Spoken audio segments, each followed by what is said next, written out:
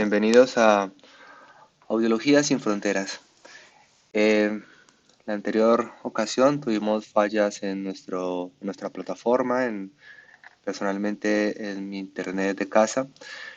Por eso lamentablemente no pude estar en vivo y pues debido a que mi internet aún sigue un poco raro, pues preferimos hacer esta conferencia en un diferido de YouTube para que la puedan tener ustedes y la puedan consultar. Algo que sí quiero que comprendan es que siempre mantenemos muy atento a las preguntas. Queremos que a pesar de que sea diferido, pues nos consulten, nos pregunten, nos digan, nos corchen, porque creemos y somos totalmente creyentes de que el conocimiento se construye en sociedad, no se construye de manera unilateral, sino que entre todos vamos construyendo conocimiento y vamos aprendiendo. Todas las preguntas son bienvenidas. En el momento que se cuelgue el diferido, pues vamos a estar todos pendientes de las preguntas que tengan para estarlas respondiendo prácticamente en vivo. Como les digo, bienvenidos a Audiología sin Fronteras. Es una red de audiólogos latinoamericanos. Gracias a los que me escuchan. Espero que sea de su agrado la siguiente conferencia. Vamos a hablar el día de hoy de lo que es la amplificación auditiva. Cuando hablamos de amplificación auditiva, pues se nos viene en mente la parte de audífonos, de una. En ese momento, pues vamos a hablar de los sistemas de conducción aérea, no vamos a tocar los sistemas de conducción ósea, y pues tampoco vamos a hablar de lo que es implante coclear, que es otro tipo de amplificación. ¿Listo? Entonces, hablemos un poquito de la anatomía. Los audífonos de conducción aérea van a trabajar un poco a nivel periférico. No me van a trabajar a nivel de oído de vía auditiva o me van a trabajar en corteza. No. El sistema se va a encargar de amplificar el sonido y entregarlo amplificado hacia el oído interno. Entonces se habla de un sistema periférico, donde va a estar involucrado obviamente el oído externo, el oído medio y el oído interno. El oído externo, pues como lo sabemos, comprendido por el conducto auditivo externo, el oído medio con su martillo, yunque, estribo, el estribo conectado hacia la ventana oval, el estribo que tiene el famosísimo reflejo estapedial, que es muy importante a la hora de la programación de audífonos y ya lo vamos a ir viendo por qué es tan importante. En cuanto al el oído interno pues tiene el paso, el mensaje de todo eso que se hace del conducto auditivo externo y medio para que pase hacia lo que es vía auditiva y corteza. Pues ahí ya tenemos células ciliadas externas, células ciliadas internas, ya tenemos pues conductos semicirculares, endolinfáticos, nervio auditivo, utrículo, vestíbulo, bueno, demás parte del oído, ¿vale? Ahora, cuando hablamos de audífonos tenemos que pensar de que hay dos tipos, por así decirlo. Unos sistemas de conducción aérea convencionales y los sistemas de conducción aérea o de transmisión llamados cross-bicross. Ese temita del sistema de transmisión cross-bicross es bastante también grandecito y por eso pues hoy solamente vamos a tomar lo que son los sistemas de conducción aérea. En cuanto a los sistemas de conducción aérea, nos referimos a audífonos convencionales, audífonos que amplifican el volumen ya sea bilateral o unilateral, ¿vale? Y para pérdidas auditivas que sean simétricas y amplificables. Ahora, cuando vamos a mirar sistemas de conducción aérea, tenemos que tener algo muy en cuenta y son los datos que yo puedo brindarle a mi audífono. Es decir, que en ese momento lo que vamos a tomar en cuenta son los exámenes, el aporte, la caracterización que yo pueda tener de ese paciente. Eh, no es solamente tener la audiometría y programar, no, hay que tener en cuenta ese perfil auditivo del usuario para poder hacer una programación lo más eficiente posible. Para eso he traído 8 pruebas, algunas en mi concepto infaltables, otras que son en casos especiales. La primera, la madre de todas, la audiometría. Una audiometría realizada por obviamente una vía ósea y una vía aérea. La audiometría, pues obviamente me va a dar a mí ese nivel mínimo de audición del paciente y corroborar si realmente ese usuario necesita tener una amplificación o no. Pero venga, cuando hablamos de la amplificación o no, tendríamos que también compararlo con la logoaudiometría. ¿Por qué? Porque muchas veces podemos tener una disminución leve y el paciente en la logoaudiometría tiene una discriminación del 100% a 40 decibeles o a 45 decibeles y probablemente pues el paciente no sea candidato a una amplificación auditiva. Es decir, que ahí es donde empezamos como a enlazar las pruebas, ¿vale? Entonces, primero una audiometría fundamental, luego audiometría para mirar esa discriminación del lenguaje, si se encuentra desplazada o si de pronto está en rangos de normalidad y no necesita tener audífonos. Cuando tenemos una audiometría y una logoaudiometría que nos muestra que ese paciente necesita audífonos, debemos hacer una impedanciometría. En mi concepto, siempre que veamos que el paciente necesita audífonos, debemos hacer una impedanciometría. Muchas veces pensamos que si el paciente tiene un perfil conductivo donde hay una disminución auditiva de tipo conductivo, vamos a hacer la impedanciometría para corroborar esa infección o ese problema de oído medio que tenga. Y está bien. Cuando el paciente necesita audífonos, también necesitaremos hacer la impedanciometría. ¿Por qué? Porque en la impedanciometría vamos a mirar un detalle muy importante, dos detalles muy importantes, que son el volumen físico del canal, que me va a dar la resonancia del conducto, es decir, cómo resuena, cómo va a sonar eso allí adentro. Recuerden que no es lo mismo tener un conducto ancho, donde el sonido probablemente va a sonar de una manera, a tener un conducto angosto donde el sonido va a sonar de otra manera. Es decir, que en la impedanciometría me va a brindar ese volumen físico del canal. Obviamente, tengo que hacer otoscopia. La otoscopia, pues no aparece allí, pero pues, la otoscopia es fundamental, obviamente. En la otoscopia yo me estoy fijando si el conducto es grande o pequeño, pero realmente no tengo un volumen de físico del canal objetivo, por eso hago la impedanciometría. Ahora, en la impedanciometría voy a mirar esos reflejos estapediales. Recuerden lo que les decía ahorita, que los reflejos estapediales son muy importantes a la hora de mirar una programación de audífonos.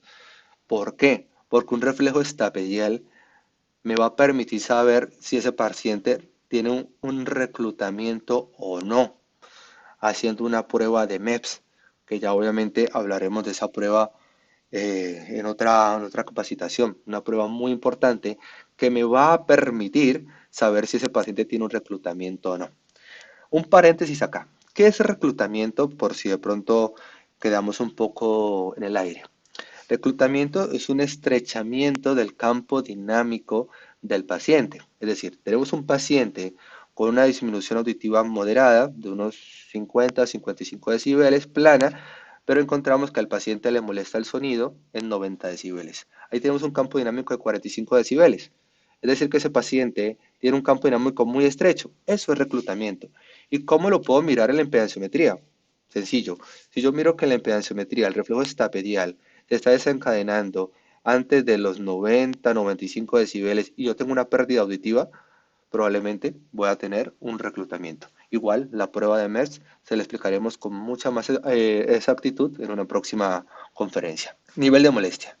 El nivel de molestia, a pesar de que me lo puede dar la prueba de MERS, por lo que acabo de mencionar del reflejo estapedial, el nivel de molestia es importante determinarlo, ya que ese nivel de molestia lo debo confirmar y corroborar con la prueba de MEPS. Recuerde que aquí estamos armando una batería de datos, que lo que buscamos es que esa batería de datos sea lo más certera y confirmada posible, porque vamos a hacer una amplificación auditiva. Vamos a colocar un aparato auditivo donde vamos a intentar y vamos a lograr amplificar cada punto, cada célula ciliada externa o interna que tenga el paciente por ser amplificada. Es decir, que entre mejores sean los datos, mejor pronóstico va a tener para ese usuario. Nivel de comodidad. Ese nivel de comodidad, quiero que lo tengan muy, muy presente ahí, ese nivel de comodidad donde el usuario siente el umbral cómodo. Le pasamos el umbral mínimo de audición, que es la audiometría, responde a unos determinados sonidos, pero en el nivel de comodidad donde el paciente dice, vale, escucho el pito, lo siento bien, estaba a un volumen perfecto. Más que todo ese nivel de comodidad se utiliza mucho es en la logometría, donde el paciente sienta que ahí escucha bien las palabras, que allí está bien, que no necesita ni más volumen para escuchar bien, ni menos, que es el punto intermedio. Ese nivel de comodidad, grábenlo allí por favor, porque obviamente ahorita lo vamos a tomar.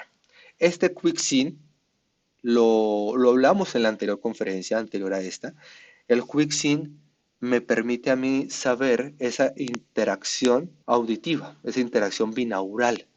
Es decir, cómo se va a comportar ese usuario en ambientes ruidosos. ¿Qué pronóstico va a tener ese usuario para una amplificación y cuando ese usuario se va sometido a unos ambientes ruidosos? Ese QuickSync nos va a dar una gran, pero gran herramienta a la hora de saber cómo se va a desempeñar el usuario, ¿vale? Cómo se va a desempeñar en ambiente comunicativo exigente, donde hay ruido, donde hay personas. Es una excelente herramienta para saber cómo puedo direccionar y hacia qué tecnología de audífono puedo direccionar. No siempre tenemos que pensar que si no tengo el mejor audífono, no puedo darle un buen pronóstico al paciente. Que si el paciente se lleva o compra o la EPS le da un dispositivo de nivel funcional, pues probablemente su pronóstico sea malo. No, el pronóstico depende mucho de lo que yo tenga para ese paciente, no depende del bolsillo del paciente, depende mucho de mí como profesional, de manejar expectativas, de mirar los perfiles de manera muy acertada y tener los datos disponibles.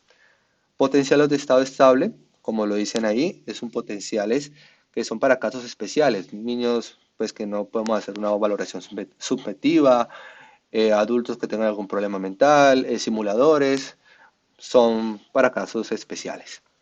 Y las pruebas dicóticas son para esos usuarios que tenemos dos audífonos y dicen escuchar mejor con uno que con dos.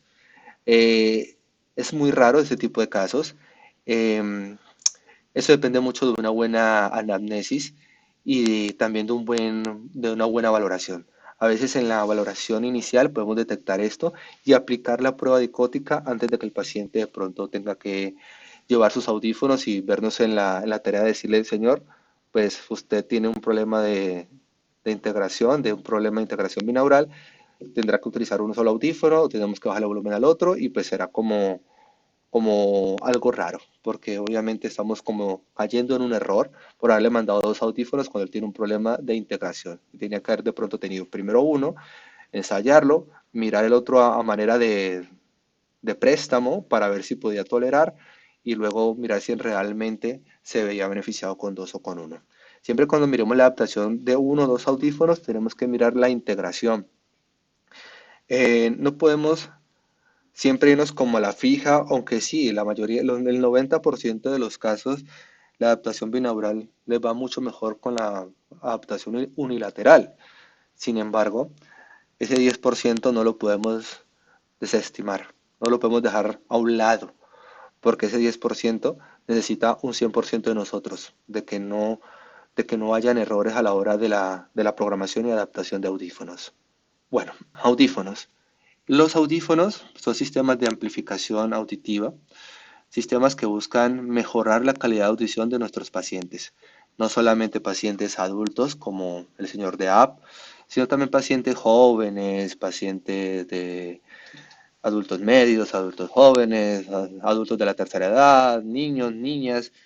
Esto no tiene discriminación de edad. Sí es cierto que la mayoría de usuarios pues son pacientes adultos, pero no son los únicos. Ahora, con los audífonos debemos tener en cuenta que tienen tres partes básicas: un receptor, un amplificador.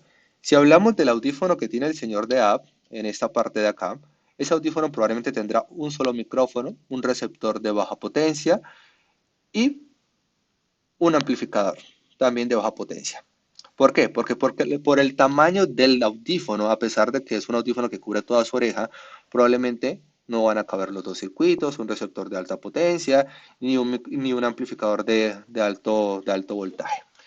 Por eso la tendencia siempre es en tener audífonos detrás de la oreja, o los llamados BTE, y si ya pide estética o es un poco exigente con la discreción, mirar la posibilidad de RIC, de receptores en el canal. Ese es otro tema que obviamente abarcaremos un poco más a profundidad sobre los diferentes modelos de audífonos. Obviamente, Quisiera que dejaran en sus comentarios cuál es el tema que desean que continuemos en la parte de audífonos. Si modelos de audífonos, si quieren que hablemos de tecnología, si quieren que hablemos de funcionamiento o de casos rarísimos. Para eso estamos nosotros, para construir conocimiento entre todos. Ahora, ¿quiénes son los candidatos a audífonos? Los candidatos a audífonos son aquellas pérdidas uni o bilaterales. Esas pérdidas uni o bilaterales deben ser neurosensoriales o mixtas que afecten la comunicación. Cuando tenemos una pérdida conductiva, puramente conductiva, es manejo de otorrino u otología, ya sea con medicación o con cirugía.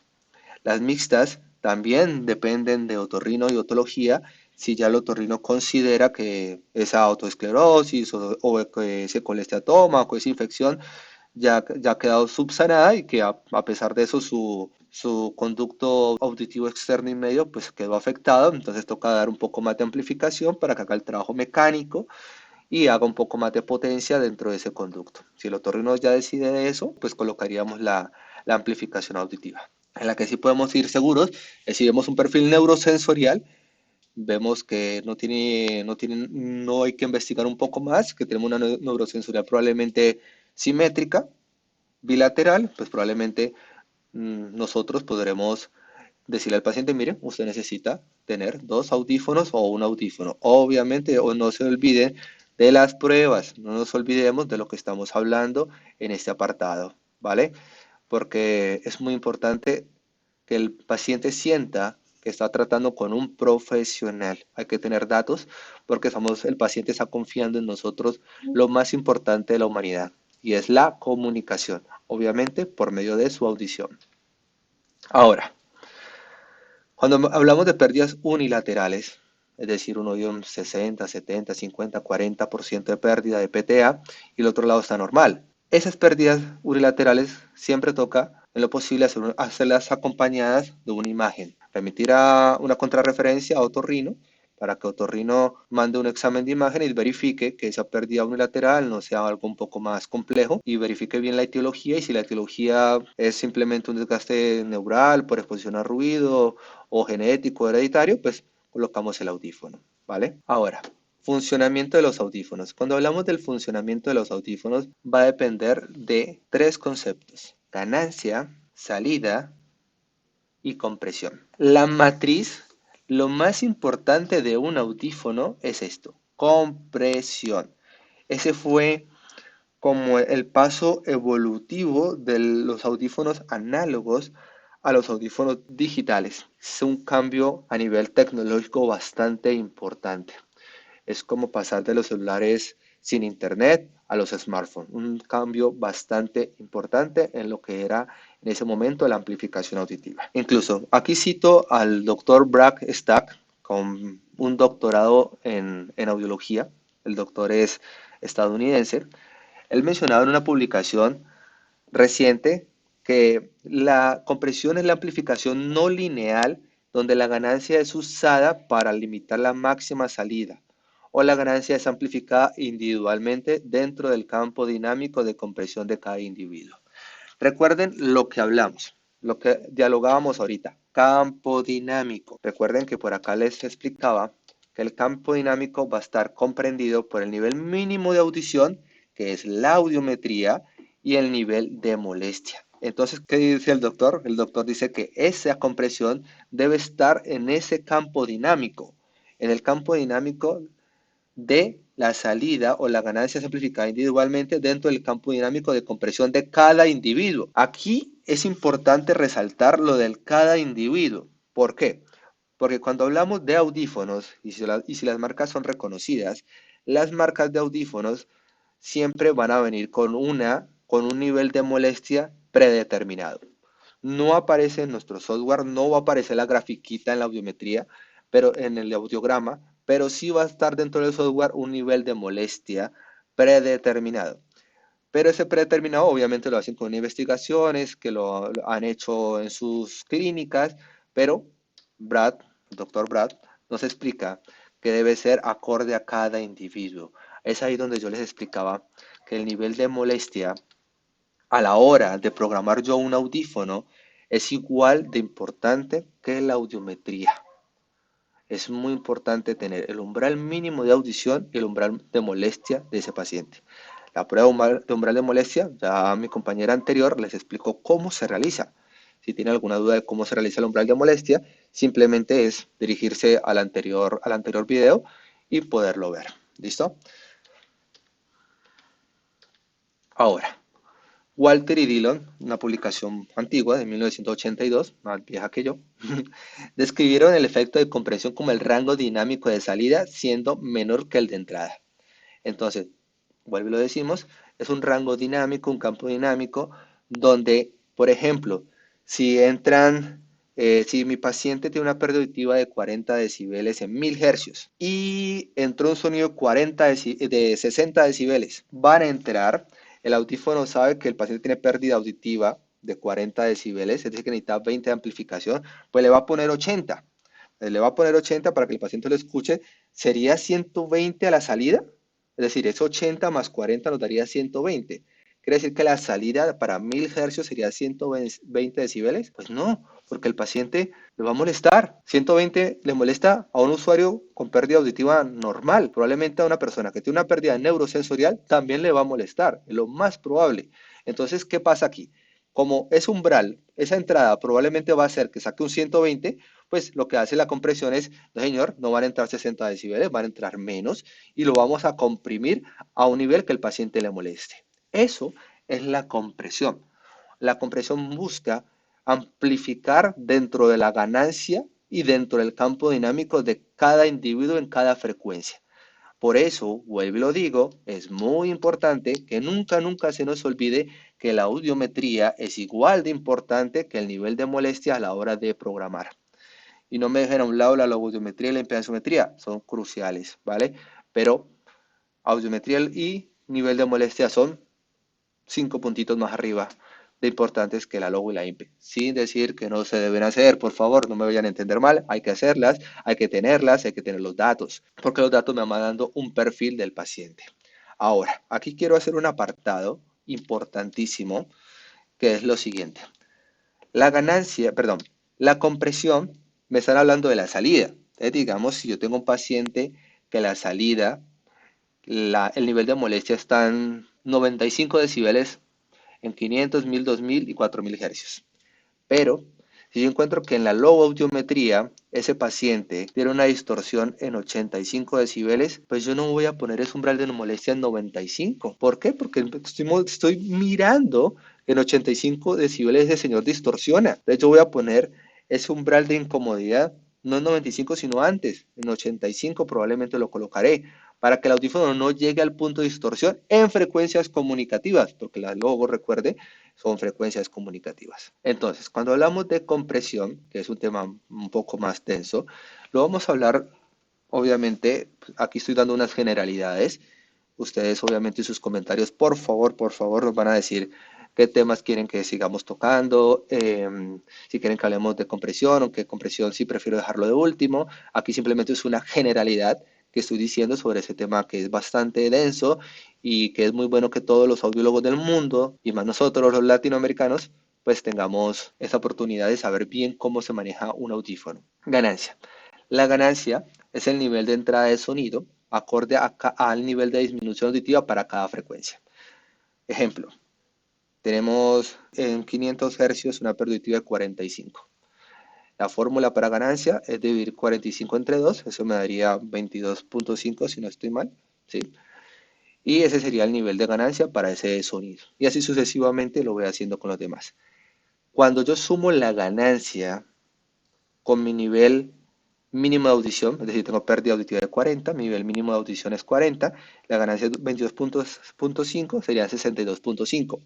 Ese 62.5 probablemente lo voy a ver igualito o muy parecido a lo que el paciente me respondió en este famosísimo nivel de comodidad.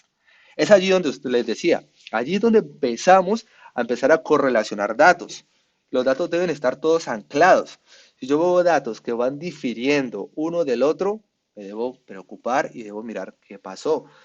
He hecho una valoración de pronto no tan exhaustiva, mi audífono está funcionando bien realmente, Los datos, todos ellos van anclando y me van formando y me van dando una base importante a la hora de yo poder programar mis audífonos. Salida.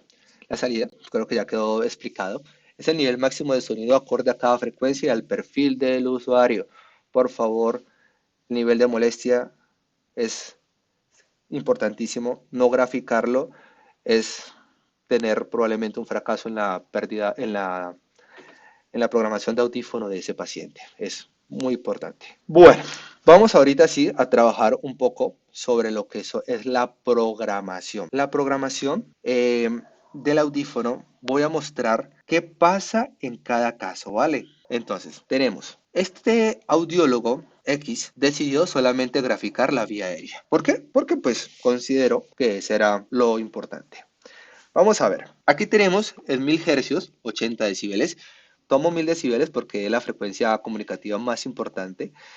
Él es el centro, es importante 1000 siempre, siempre. Entonces, bueno, este 1000 lo tenemos en 80.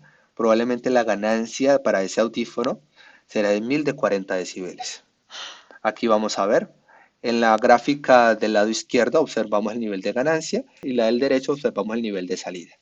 La ganancia es estas curvas, esta primer curva que observan acá, es la ganancia que le da el audífono para sonidos suaves, la segunda para sonidos medios y la tercera para sonidos fuertes.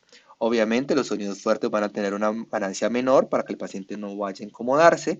Los sonidos medios son los sonidos comunicativos, hay que tener especial detalle en lo que comprende entre 500 y 4000 y los sonidos suaves. Entonces, la ganancia de 1000, vamos a revisarla, da un promedio de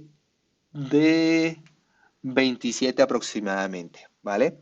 Lo que acabo de explicar yo, que estaba acá con 1000 hercios que daba 40, entonces van a decir, bueno, ¿y por qué si acabas de decir 40? Porque está saliendo el audífono 27.5. Por este detalle, por la salida. Mire, a pesar de que no graficamos el nivel de molestia que se grafica con la U o con el símbolo que explicamos en la anterior conferencia, el audífono está predeterminando que el nivel de molestia de ese paciente va a estar más o menos entre 100 decibeles, en 105 decibeles. Por eso la ganancia ya no son 40 decibeles porque no va a sacar 120, sino que lo va comprimido y lo ha dejado en una ganancia de 27. Ahí pueden ustedes ir detallando que no todo es lineal.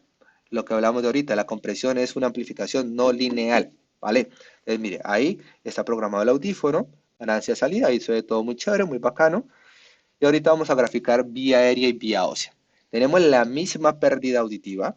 Aquí no sale enmascarado porque el software no me permitió enmascarar, ¿vale? No permite el símbolo de enmascaramiento. Se graficó la vía ósea y podemos encontrar algo. La ganancia, muy parecida, sí, realmente.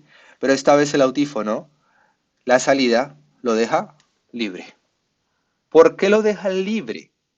Porque si tenemos una pérdida mixta de predominio conductivo, lo que van a necesitar ese oído es potencia, van a necesitar es volumen, van a necesitar es poder tener un mayor movimiento, un mayor cambio de energía acústica, mecánica, es decir, potencia, movilidad, para poder pasar hacia el oído interno. Por eso va que la salida va a ser, bien pueda, amplifique todo lo que quiera, casi lineal, pero obviamente teniendo los términos de compresión en caso de recortar picos de salida, que eso es un tema que hablaremos después.